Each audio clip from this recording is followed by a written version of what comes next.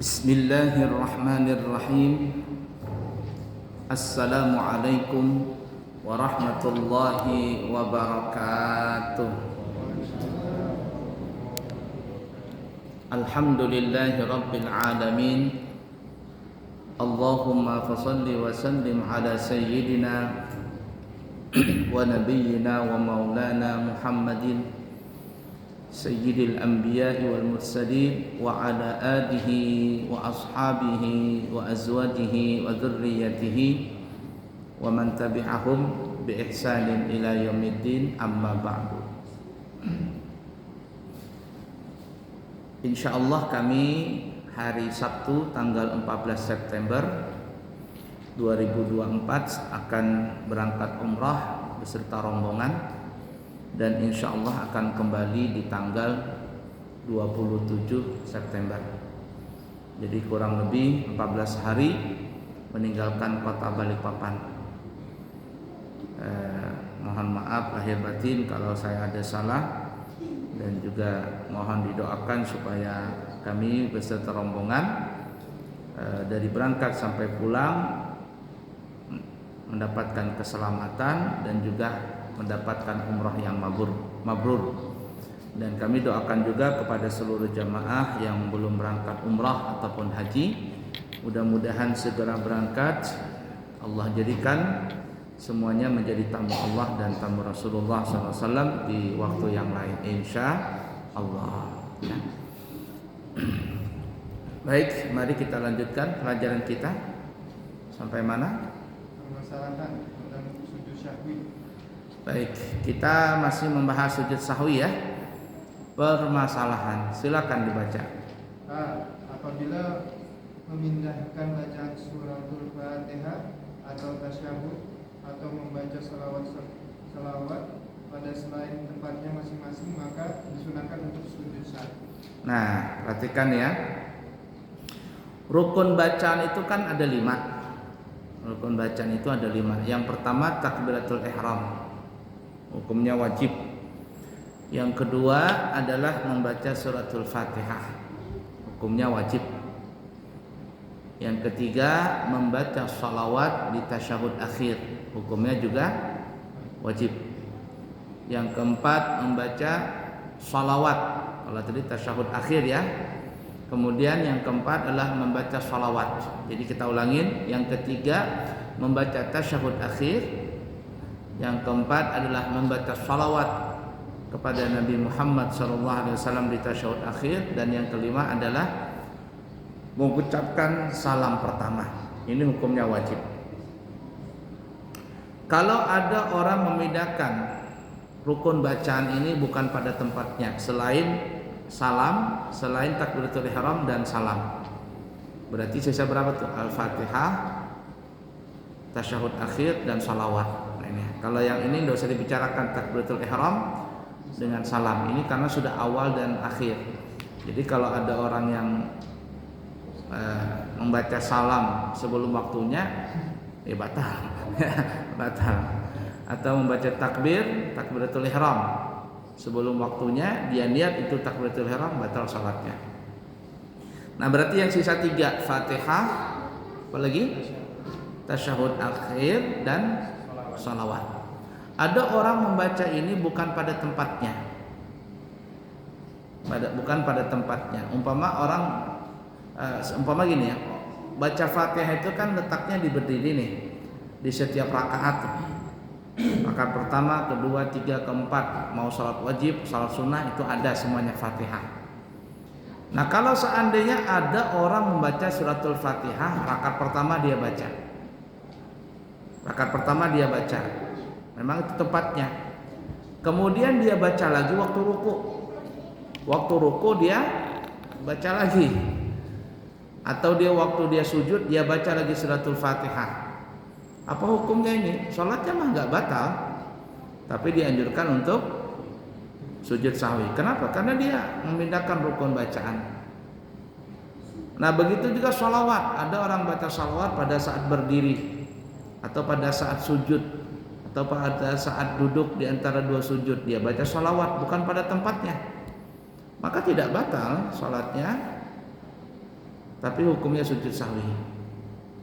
Atau dia membaca tasyahud akhir, at-tahiyyatul mubarakatuh shalawatut thayyibatu lillah pada saat dia berdiri, maka dia tidak batal salatnya, asalkan nanti dia juga baca tasyahud akhir di tasyahud akhir. Tidak batal salatnya, tapi dianjurkan kata ulama untuk sujud sahwi. Nah, lain halnya kalau orang memindahkan bacaan salat, maksudnya bacaan wajib salat seperti Fatihah, tasyahud akhir dan salawat itu ya. Dia tidak membaca di tempatnya, tapi dia membaca di tempat lain. Umpama ada orang rakaat pertama dia tidak baca Fatihah, sengaja tidak baca Fatihah, lalu dia ganti Fatihah itu pada saat ruku. Apa salatnya? Otomatis salatnya batal. Ya tidak? Paham maksudnya? Rakaat pertama dia nggak baca, tapi rakaat pada saat ruku kan dia baca. Iya, aku tadi nggak baca Fatihah. Aku kodo aja lah waktu ruku baca Fatihah. Rakaat pertama nggak baca, waktu berdiri nih. Lalu dia waktu ruku, iya aku tadi lupa baca Fatihah. Aku ganti waktu ini nih, waktu dia ruku. Apa salatnya? Batal. Padahal kalau seandainya nggak sengaja alias lupa membaca Fatihah umpama di saat berdiri, itu salatnya nggak batal, tetapi dianjurkan kembali. Umpama nih ya, umpama ada orang rakaat pertama baca Fatihah, rakaat kedua dia lupa baca Fatihah, ngelamun kah atau apa gitu ya, langsung baca surah, lupa baca Fatihah nih. Nah pada saat ruku nih, dia yakin astagfirullah, aku tadi lupa baca Fatihah, kata dia, lupa baca Fatihah. Ini nggak sengaja, lupanya nggak sengaja. Apa yang dia lakukan? Kalau dia baca Fatihah, aku baca Fatihah aja di waktu ruku, diganti, dikodo di waktu ruku, batal salatnya. Lalu apa yang dia lakukan? Yang dia lakukan adalah kembali dia berdiri, lalu mengulang baca Fatihah. Berarti yang dia ruku tadi itu dianggap nihil, dianggap nggak ada apa-apanya. Mudah dipaham kira-kira? Nah, jadi dia kembali berdiri baca Fatihah, kemudian dia terus baca surah, ruku dan seterusnya. Nanti dia sesudah tasyahud akhir dan sebelum salam dianjurkan untuk sujud sahwi. Nanti kita akan bahas itu karena lupa. Ya, lupa di rukun qauli atau lupa di rukun fi'liyah. Nanti kita akan bahas itu. Nah, mudah dipaham dulu di sini masalah. Nah, beda lagi kalau seandainya memang sengaja tidak membaca Fatihah di waktu berdiri. Dia tidak mau baca Fatihah di waktu berdiri dan dia berniat baca Fatihah itu di waktu ruku atau di waktu sujud. Maka pada saat dia niat seperti itu, tidak mau baca Fatihah waktu berdiri, langsung waktu ruku nanti dia baca Fatihah, otomatis salatnya tidak sah, batal langsung. Mudah dipaham kira-kira ini? Nah, dalam kasus ini ada 3 masalah nih. Biar kita paham nih, ada 3. 1. Orang yang baca Fatihah umpama waktu berdiri, tapi dia baca lagi Fatihah di waktu ruku atau waktu sujud atau di waktu yang lain, maka salatnya batal atau tidak? Tidak batal, tapi dianjurkan sujud sahwi. Yang kedua, orang yang tidak baca Fatihah tapi dia lupa, ingatnya di waktu ruku umpama. Waktu ruku umpama dia ingat, aku lupa tadi baca Fatihah. Apa yang dia kerjakan? Kembali berdiri, ngulang, lalu dia baca Fatihah lagi. Salatnya batal? Tidak batal. Setelah itu, setelah baca Fatihah, dia lanjutkan seterusnya sampai tasyahud akhir. Setelah tasyahud akhir, apa yang dianjurkan? Sujud sahwi 2 kali. Kemudian bangkit duduk lalu salat. Kasus kedua. Kasus ketiga, berniat memang sengaja tidak baca Fatihah, tetapi dia ingin baca Fatihahnya di waktu ruku atau di waktu sujud atau di waktu yang lain. Apa hukum salatnya? Batal, otomatis langsung batal salatnya. Mudah difaham kira-kira? Nah, begitu juga kiasannya baca rukun qauli yang lain seperti tadi itu? Tasyahud akhir atau membaca shalawat. Namun kalau orang baca assalamualaikum otomatis batal ya. Otomatis salatnya batal. memindahkan rukun maksudnya, memindahkan kalimat assalamualaikum di waktu berdiri kah, di waktu sujud kah, ya itu batal.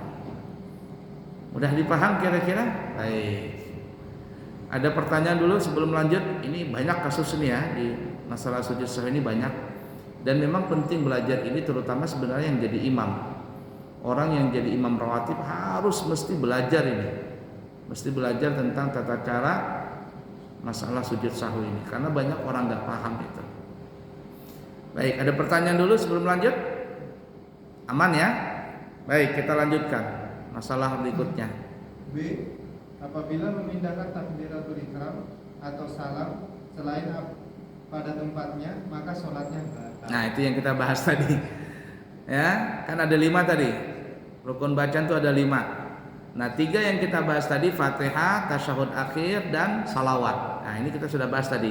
Nah, sekarang ada 2 yang tertinggal, takbiratul ihram atau salam. Dia pindahkan takbiratul ihram atau dia pindahkan salam bukan pada tempatnya. Apa hukum salatnya? Batal. Otomatis langsung batal. Umpamanya dia tidak baca takbir, diam saja mulutnya, Allahu akbar kabira walhamdulillahi katsira subhanallahi bukratan wa asila, langsung bismillahirrahmanirrahim, dia tinggalkan takbir tadi. Apa salatnya? Batal. Aku nanti baca takbirnya setelah Fatihah saja. Ya. Allah waladdallin. Amin. Allahu akbar. Bismillahirrahmanirrahim. Otomatis salatnya batal. Atau ngucapin salam, Allahu akbar, bismillahirrahmanirrahim, alhamdulillahi rabbil alamin, sampai waladdallin, amin, assalamualaikum warahmatullah. Otomatis batal. Mudah dipaham? Baik, lanjut. C. Begitu juga termasuk memindahkan bacaan, yaitu kalau seandainya membaca surah selain pada tempatnya, juga termasuk membaca doa kunut bukan pada tempatnya. Apabila diniatkan untuk membaca surah atau membaca doa kunut, maka semuanya itu disunahkan untuk sujud sahwi. Nah, kalau tadi kan kita bicara tentang rukun qauli, rukun bacaan. Nah, kata ulama kita, begitu juga kalau seandainya bacaan-bacaan selain rukun qauli. Selain rukun qauli berarti apa ya? Bacaan sunnah itu. Sunnah hayat. Seperti baca tasbih, sujud, tasbih ruku. Apalagi? Rabbana walakal hamdu hamdan katsira, dan seterusnya. Itu kan sunnah semuanya. Rabbi firli warhamni wajburni. Itu bacaan-bacaan yang sudah sudah ditentukan oleh Nabi kita. Ini bacaan waktu ruku, ini waktu sujud, ini i'tidal, ini. Dia putar atau maksudnya dia pindah bacaan tadi bukan pada tempatnya. Contoh, waktu sujud bacaannya subhana rabbiyal a'la wa bihamdi. Lalu dia baca bukan subhana rabbiyal a'la wa bihamdi, dia baca subhana rabbiyal azimi wa bihamdi. Yang bacaan ruku taruh di sujud, yang sujud naik ke atas. Batal enggak salatnya? Enggak batal. Walaupun sengaja dia melakukan itu enggak batal, tapi dianjurkan untuk sujud sahwi. Itu kalau sengaja. Kalau enggak sengaja lupa. Kalau lupa ya enggak usah sujud sahwi. Namanya juga lupa, enggak apa-apa. Ada orang baru belajar. Dulu saya masih kecil kayaknya ingat tuh salah baca itu. Namanya anak-anak masih belajar dulu. Waktu sujud subhanallahi azim wa bihamdi. Oh, subhanallahi azim wa bihamdi. Waktu ruku subhanallahi a'la wa bihamdi. Namanya kan baru belajar. Enggak apa-apa. Ya.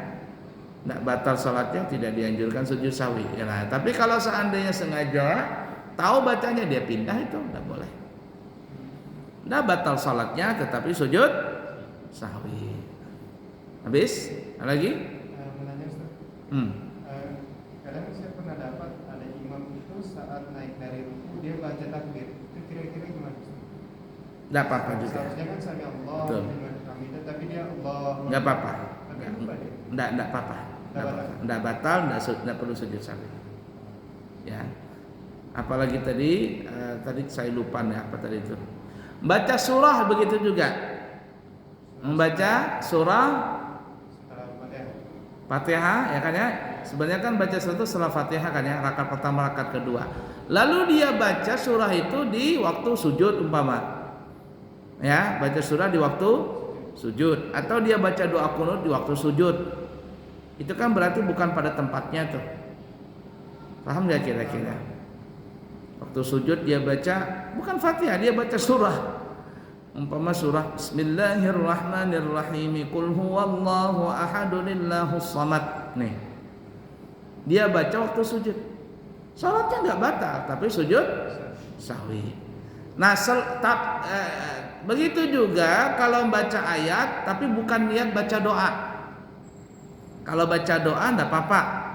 Umpama nih ya, waktu sujud itu dia baca Rabbana atina fid dunya hasanah wa fil akhirati hasanah wa qina adzabannar. Itu adalah ayat dalam suratul Baqarah. Itu ayat itu. Tapi kalau dia baca itu waktu sujud, niatnya adalah untuk berdoa, doa sapu jagat. Aku baca ini untuk niat doa, bukan niat baca Quran, tapi niat untuk baca doa. Apakah sujud sahwi? Tidak perlu. Kenapa? Karena dia niatnya doa. Begitu juga kunut. Ya, waktu kunut ada orang baca baca Quran tentang doa, tapi niatnya bukan niat baca Quran, tapi niatnya kunut, niatnya doa. Di waktu kunut nih, maka enggak apa-apa sih. Enggak batal salatnya. Rabbana ighfir lana wa li ikhwanina alladhina sabaquna bil iman wa la taj'al fi qulubina ghillan lil ladzina amanu rabbana innaka ra'ufur rahim. Ya. Rabbana hab lana min azwajina wa dhurriyyatina qurrata a'yun waj'alna lil muttaqina imama. Itu doa, itu bacaan ayat semua. Tapi niatnya itu untuk doa. Maka ini enggak perlu sujud sahwi karena niatnya doa. Tapi kalau niatnya membaca Quran walaupun itu doa, tapi niatnya baca Quran, maka dianjurkan sujud sahwi. Kenapa? Karena bukan pada tempatnya. Dia meletakkan tadi. Pahamlah kira-kira. Nah, ada lagi kasus kira-kira? Adapun memindahkan bacaan zikir-zikir selain pada tempatnya, maka adapun pendapatnya Imam Ramli, beliau tidak menganjurkan untuk sujud sahwi. Dan adapun pendapatnya Imam Ibnu Hajar, maka disunahkan untuk sujud sahwi. Apabila niatnya untuk memindahkan zikir yang sudah tetap pada tempatnya, seperti dia membaca Subhana Rabbiyal A'la wa bihamdi ketika sedang berdiri, dan dia niatnya adalah membaca zikir. Nah, kalau seandainya yang zikir tadi yang ditetapkan tuh ya, bukan Al-Quran maksudnya, ini memang ada beda pendapat. Imam Ramli nggak sujud sahwi sih, tertukar nih, sujudnya subhanallah wa bihamdi, rukunya subhanallah wa bihamdi. Imam Ramli nggak perlu sujud sahwi, tapi kata Imam Ibnu Hajar sujud sahwi. Nah, begitu juga takbir intikal tadi, Sami Allah liman hamidah, dia baca Allah. Enggak sujud sahwi sih ya. Walaupun situ ada beda pendapat. Nah, ya, tapi banyakkan orang enggak dianjurkan sujud sahwi. Ada lagi kasus? Cukup. Nah, sekarang perhatikan nih, saya garis bawah ini ya. Perhatikan awal yang kita masalah tadi, ya Fatihah kah atau tadi surah kah, yang kita bicarakan A, B, C sampai D tadi ini ya. Ini kalau kita salat sendiri nih ya, melakukan yang kita sebutkan masalah A, B, C, D itu, maka dianjurkan kita sujud sahwi. Tapi kalau kita sebagai makmum nih, ya, maka apabila kita melakukan kesalahan tadi, apakah sujud sahwi? Tidak perlu. Kenapa? Karena kesalahan makmum ditanggung imam. Ya sudah, kita kan nggak sengaja, ada imam kok. Ya, maka imamnya yang tanggung jawab. Kayak travel umroh juga, ya. Naudzubillah min dzalik, nasallallahu alaihi. Ada jamaahnya bikin salah, yang tanggung siapa? Ya, ternyata visa jamaah ini, wah visanya salah ini katanya. Siapa yang tanggung? Jamaah kah? Dah travelnya, kenapa mengeluarkan TV saya yang salah dan ya. Nah, jadi seperti itu tuh ya. Nah, jadi ala kulli hal kesalahan makmum ditanggung oleh imam, tapi jangan kesalahan yang fatal. Kalau kesalahan umpama fatal, umpama makmumnya batal, itu mah tanggungan makmum sendiri, jangan tanggungan imam. Aku tadi kentut kata makmum, gimana gitu? Ya batal lah. Katanya kesalahan makmum ditanggung imam, lain kasusnya. Lain kasusnya. Tapi kalau kesalahan masalah sujud sahwi ya, masalah sujud sahwi, makmum melakukan kesalahan sujud sahwi, maka kesalahannya ditanggung imam. Artinya nggak perlu si makmum tadi sujud sahwi. Paham nggak kira-kira? Nah begitu juga kasus A, B, C, D yang kita bahas tadi. Apabila imam yang melakukannya, sebaiknya juga jangan apa ya? Jangan sujud sahwi, nanti makmum bingung. Karena kan bacaan pelan nih. Imam baca Fatihah waktu berdiri. Waktu sujud imam baca Fatihah lagi. Tiba-tiba imam sujud sahwi, kata makmum bingung lah. Kesalahan apa imam ini? Salatnya benar semuanya, tapi kenapa imam sujud sahwi? Kan kalau waktu sujud kan gak kedengaran tuh baca Bismillahirrahmanirrahim. Alhamdulillah. Tiba-tiba imam sujud sahwi, bingung makmum nanti semuanya. Sudahlah dalam kasus seperti ini, diam-diam aja lah. Ya, paham gak maksud saya? Paham ya? Jadi yang kalau dia menjadi imam ada kesalahan, maka tidak perlu untuk sujud sahwi. Tapi masalah A, B, C, D ini apabila dia sholat sendiri melakukan yang kita sebutkan yang masalah A, B, C, D tadi itu, maka dianjurkan untuk sujud sahwi. Mudah dipaham kira-kira? Meskipun sunnah. Iya, meskipun sunnah. Ya, meskipun sunnah, masalah yang sholat sunnah maksudnya tetap dilaksanakan. Ya, sholat sunnah gitu. Ustaz. Iya, tetap. Walaupun sholat sunnah. Iya. Hah? Ya, Ustaz tanya kalau imam sujud sahwi apa makmumnya juga ikut? Itulah yang menjadikan nanti makmum bingung. Maka sebaiknya kalau menurut saya pribadi tinggalkan saja, tidak perlu sujud sahwi. Kenapa? Nanti makmum bingung. Lah ini sujud apa ini? Ya, sujud apa? Nah, dalam kebingungan itu nanti makmum jadi bermasalah. Ikut enggak? Kalau dibilang ikut, ini sujud apa? Sujud sahwi tapi makmum enggak mengetahui imam salah. Ya, orang dari awal sampai akhir imam benar-benar saja. Kenapa? Karena kesalahannya tadi enggak kedengaran, enggak kelihatan maksudnya. Seperti imam baca Fatihah waktu sujud kan enggak kedengaran itu. Paham enggak kira-kira? Berarti maksudnya beliau ini kalau yang betul-betul fatal dan kelihatan. Hah?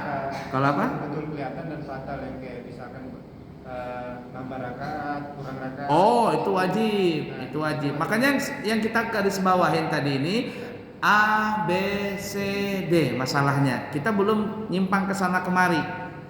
Ini ya, ini yang kesalahan yang tersamar yang kira-kira makmum nggak tahu.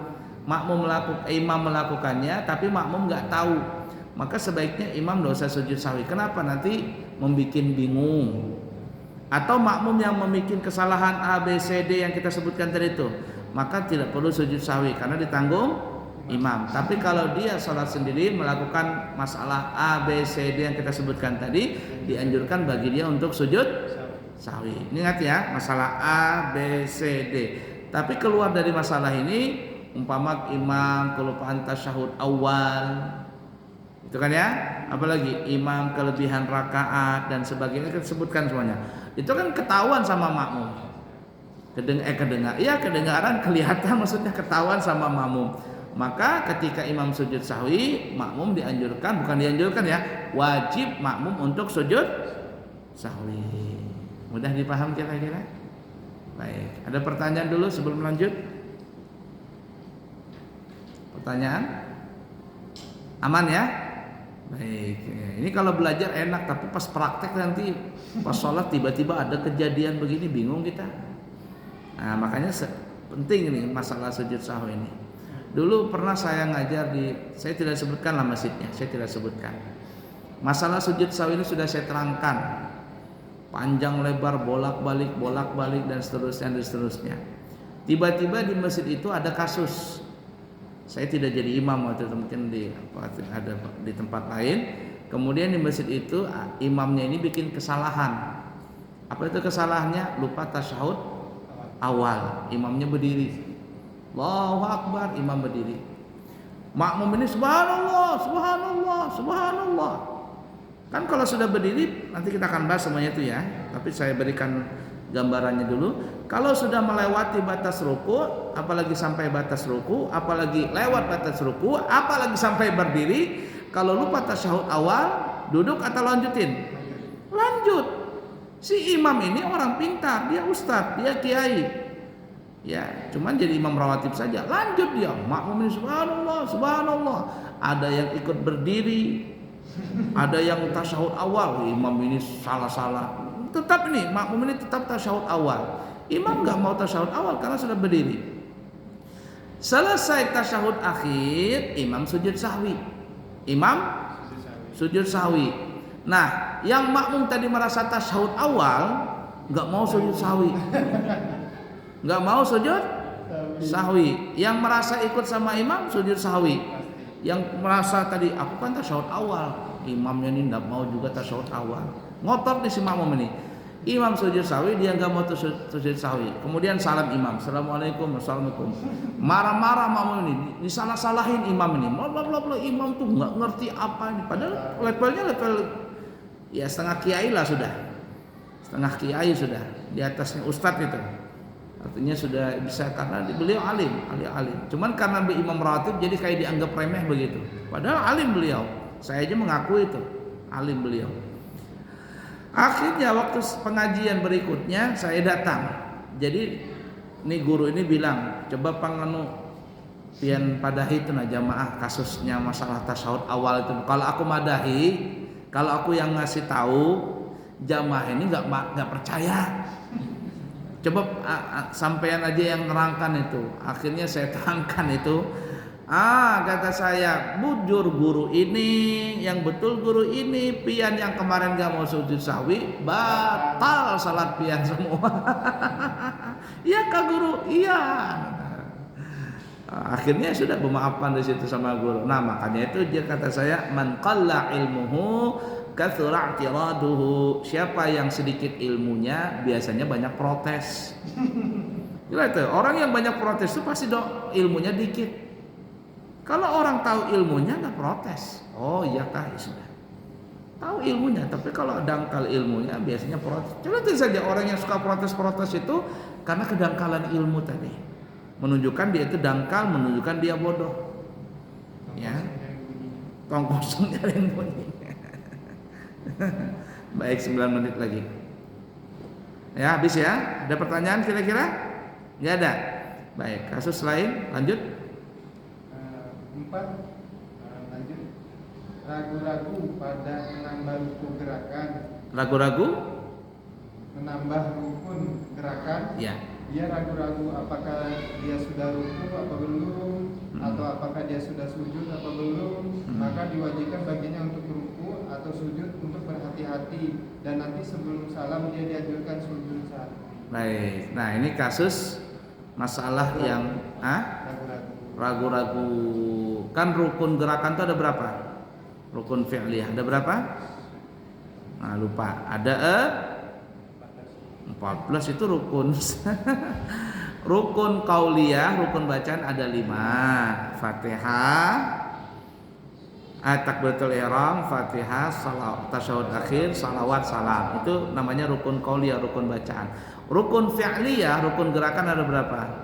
Ada 6. Berdiri, ruku, apalagi i'tidal, sujud 2 kali, duduk di antara 2 sujud, dan duduk tasyahud akhir. Nah ini kasusnya umpama lupa mengerjakan rukun fi'liyah. Contoh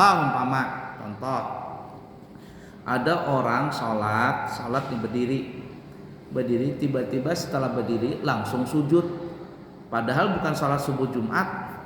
Kalau subuh Jumat kan ada sujud tilawah, dia langsung sujud, Allahu Akbar. Berapa rukun yang dia tinggalkan tuh? 2. Apa itu? Ruku dan tidak, gitu kan ya? Nah ini kasus umpama lupa. Kalau sengaja batal salatnya, ini lupa. Tiba-tiba langsung sujud deh. Pas sujud dia lupa, ya Allah, aku lupa ruku, lupa i'tidal. Gimana kasusnya? Batal nggak salatnya kalau lupa?